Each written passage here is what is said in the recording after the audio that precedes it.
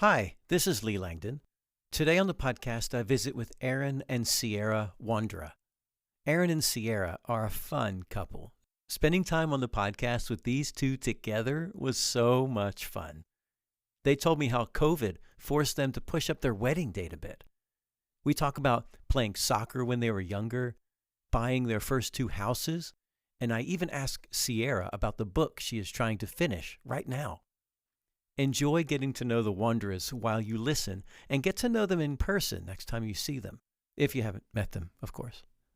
Okay, guys, welcome to episode 29. Let's jump in. Welcome to the Young Adult World podcast.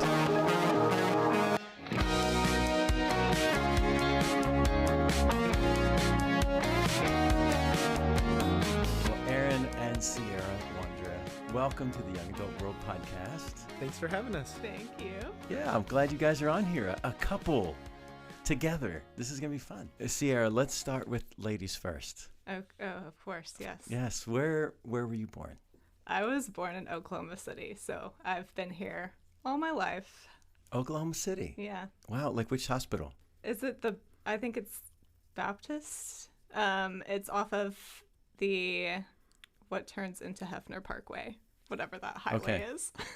Yeah, like over Expressway. 74 Northwest Expressway. Yeah. Okay. So, born here. Did you go to grade school here and you kind of did all of the schooling in Oklahoma City, or where did you guys live? What did that look like? Yeah, we lived in Newcastle, so it's a small town east of Norman. I know Newcastle from when I lived in Norman. It was like Highway 9 to Newcastle. Yeah. And we lived right on I call it the drop-off on 48th Street. And so we could see the lights of Newcastle from our neighborhood. It's kind of funny. Yeah. I always thought Newcastle was pretty great. Yeah, it's fine. Yeah. It's not a huge town. No, it's growing now, but it wasn't that large when I was there. So Yeah. Mm-hmm. What memories do you have as a little kiddo? Church growing up was in the city, but I had one friend that went to Newcastle with me. So I grew up with her, and so I spent a lot of time at their house, hung out with them. And they were a big part of the youth group at church, so Southwest Church of Christ in the city. So grew up there, and it was just a quiet life, nothing really too eventful growing up, which I guess is good. Yeah. But yeah, we had quite a big yard to run around in, so that was nice. And I was pretty creative growing up, so I would draw a lot, I'd write a lot, and was in choir. I did a lot of sports growing up, so I was very active. What kind of sports? I did pretty much anything my parents would let me do. Yeah. So I did gymnastics, I did soccer, track, basketball, and volleyball for like the tryouts, and then I didn't go back. Did you have a favorite sport? Like, was there one that you excelled in that you just loved? I did soccer too, and so I did soccer for the most part. Yeah. Yeah. What position did you play? I was kind of all over the place. I mostly was, I don't know my positions anymore, like forward. I was going to say, you're up front, you're scoring goals. Yeah. Nice. Yeah. Did you score a lot of them? I did growing up, but in high school I was a bit rusty, so not as much. But you like to draw and everything. Yeah. That's one of your favorite things? Yeah. Are you really good at it? I could be better, obviously. We'll get together as a family, and one time we got together for fall break, and we all did some paintings on like little canvases my sister-in-law brought, and we went around and everyone showed theirs, and it was like all pretty bad, and then it got to Sierra's, and hers was like just wonderful. And we're like, okay. That's such a great gift to have. I didn't really take classes for drawing. I just did that kind of on the side whenever I felt like it. I focused more on writing when I was in school, so I did take like a creative writing class when I was in high school and stuff like that. But, yeah. You're the youngest. Yes. So youngest of two, which is cool. Mm-hmm. Aaron, Yep. you are also the youngest. Yes. So youngest is the best. Three youngest siblings sitting here having a conversation. Yeah. I think that's 3 votes to the we are the best. Oh, yeah, Yes. for sure. Yeah. Yeah. Parents had us and they knew to stop. They had the best. So, Aaron, where were you born? City specific, I think maybe Richardson, Texas, but I grew up in Allen, Texas. So that's just a little bit north of Dallas off of Highway 75. Okay. Yeah, is that in the Frisco area? It's just, I think it's like generally in the same area. I think Frisco might be a little bit to the northwest of Allen, if I'm remembering right. I'd have to look at a map, but yeah, it's same north of Dallas area. So what was life like for you in Allen, Texas when you were just a little kiddo? It was good. I was homeschooled the entire way up, so that's probably why I'm a little weird, but that's okay. Didn't really have a lot of close friends, at least close proximity to me, because I was homeschooled. I always went to co-ops and was very involved in church youth group and played on sports teams, but the co-ops were all like 30 minutes away from my house. So most of the people who went to those co-ops, sometimes they lived like 30 minutes on the other side of the co-op from me. So there was a little bit of distance between people my age. I did have one really good friend who was within about a 5 or 6 minute bike ride of me. We always got to hang out a lot, and so that was a really close friend. And then I had good friends at church. We were there Sunday all day and Wednesday and probably Friday, and just whenever they had something, we were always there. Church was a big deal in your family. Yes, it was. Very big deal. What church was it?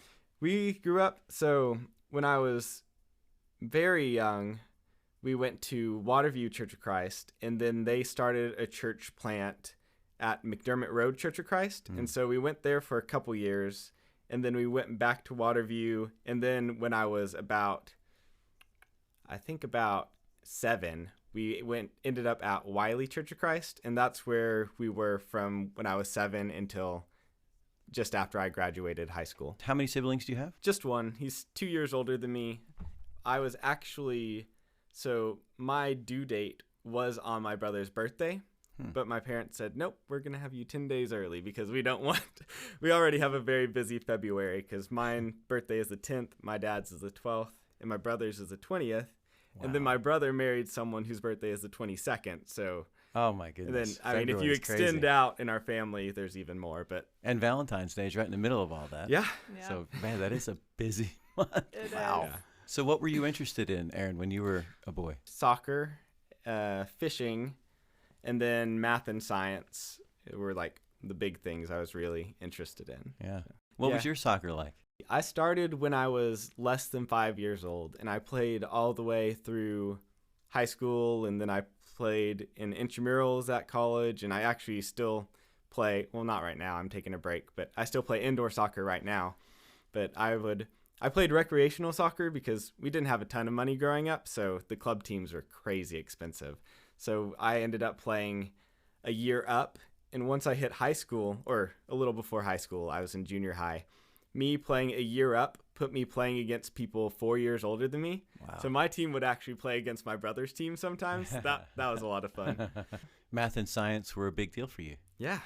Yeah, I really enjoyed. My mom, she ended up homeschooling us because her friends were homeschooling their kids and like, you should try it. And she's like, okay, I'll try it, but it's probably not going to work. So we'll just try it until it doesn't work. And then I can say that we gave it a shot or whatever. Cause she was a math teacher, a public school math teacher before she quit when she had kids or whatever.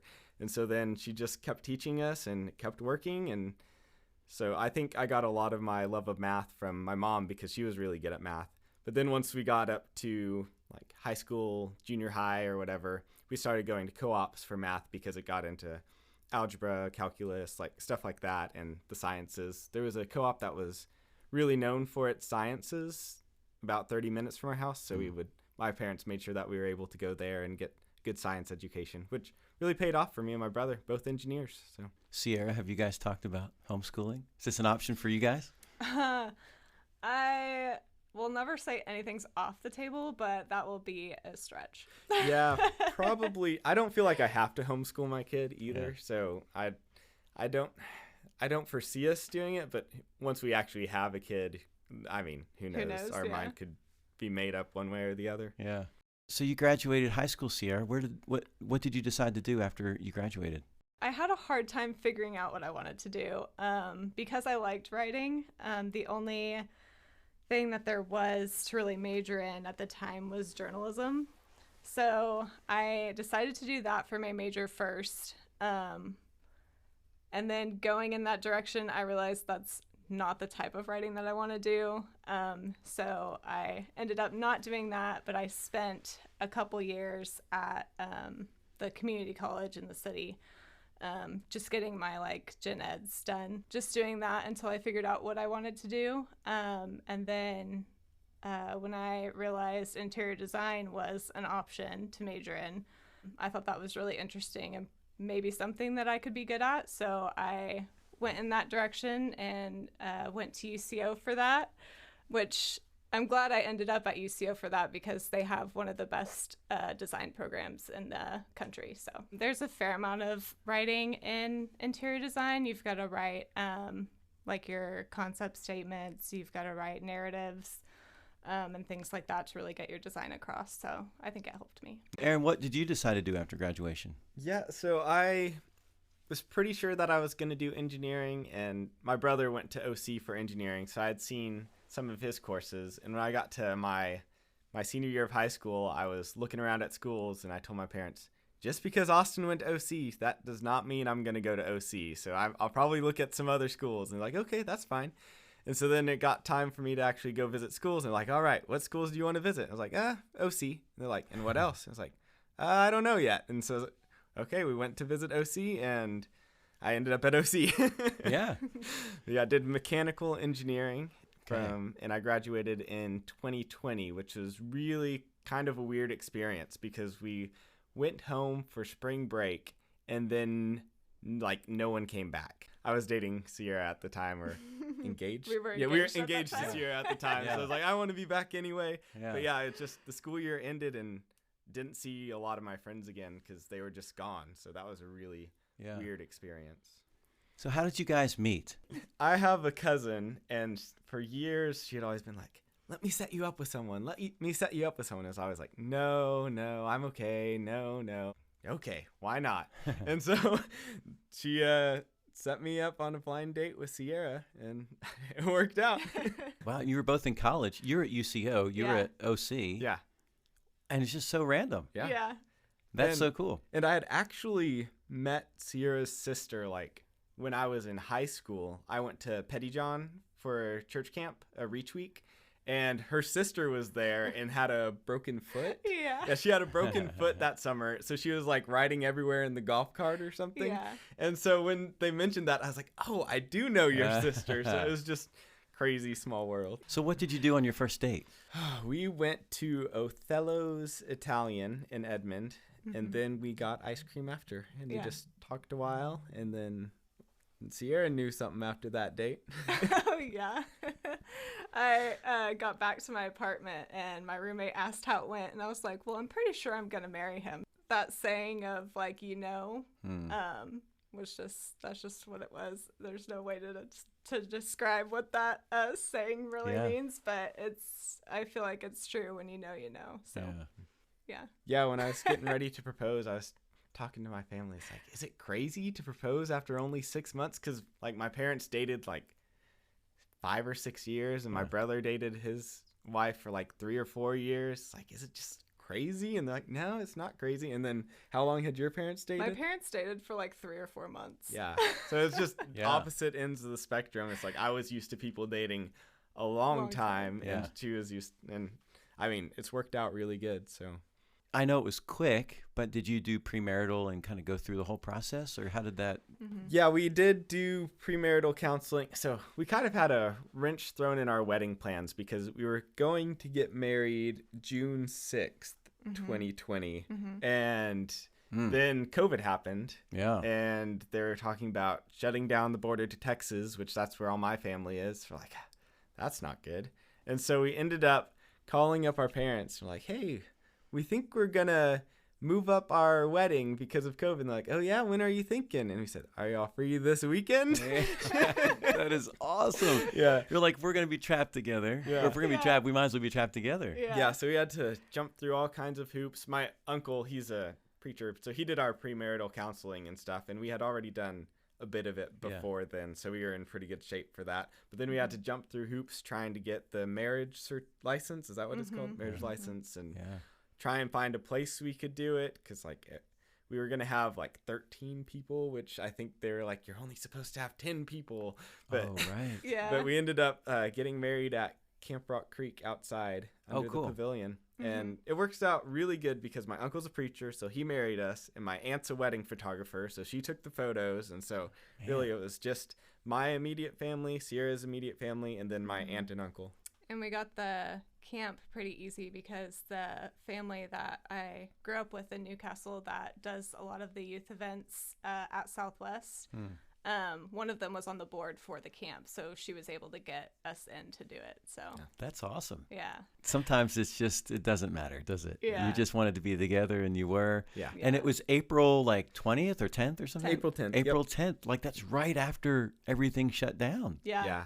Also worked out good that we moved up the wedding, because the day after the wedding, my dad had gone back home, and then he had a medical emergency and had to have emergency surgery, and was Oh, wow. not doing great, and ended up having to have follow-up surgeries a couple months later. And so 2 days after we got married, my dad's in the hospital, and we can't see him, and my mom can't even be in there with him because of COVID, and so it was stressful. And then my job, I had a job lined up. I was interviewing for a couple places, and then when COVID happened, most of those interviews just went away, but I had one lined up at Tinker, and then the start date kept getting pushed back and pushed back because the government's slow and it takes forever to get through all the paperwork. Especially through COVID. Yeah, through COVID. So I was supposed to start early June and didn't start until the end of August. And Sierra, what are you up to? So I am working at Blair Remy Architects right now, and we do just government projects. So we do projects that are on different bases like Tinker around the country.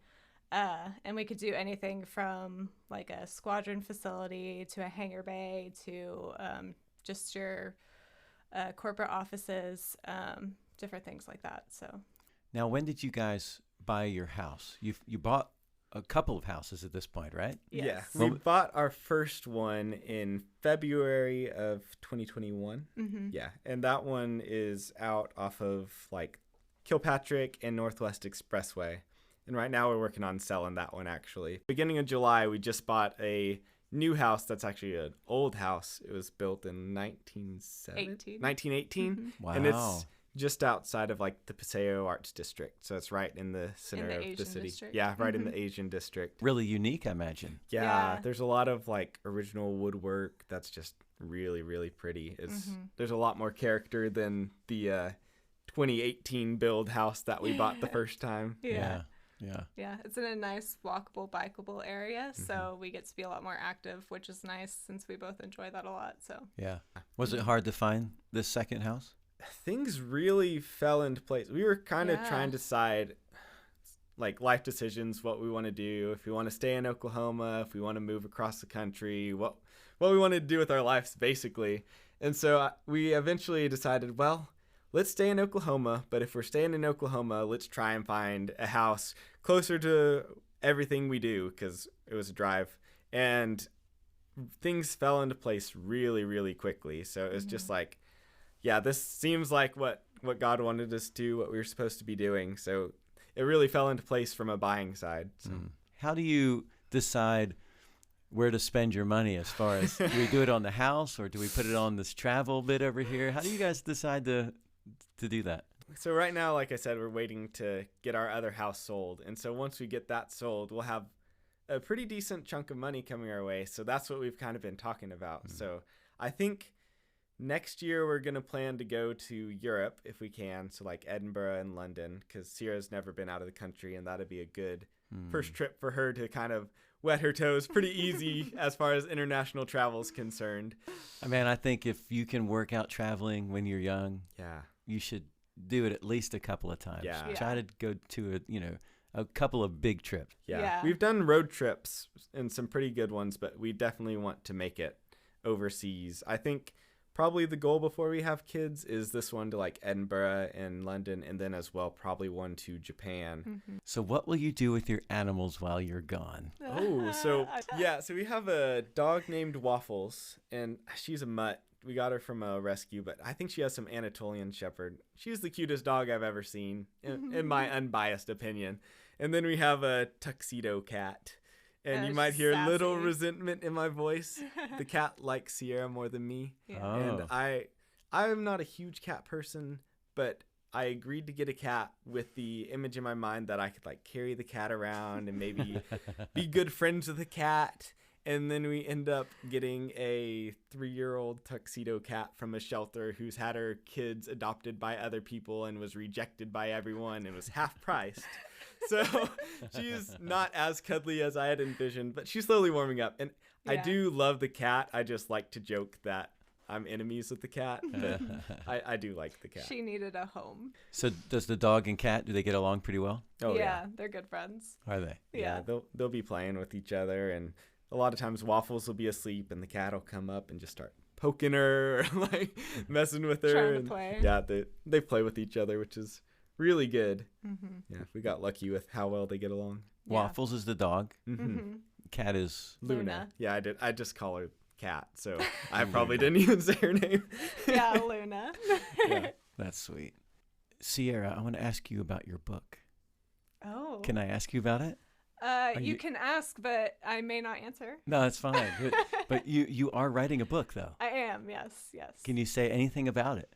I think all I can say is that it's a fantasy, and I'm currently trying to grind through the first draft. But that's all I can say. Yeah. Aaron doesn't even know No, she won't anything tell me about something. it. I'll be fishing. I'm like, oh, I bet the main character's name is Aaron and he's super hot. And she's like, no.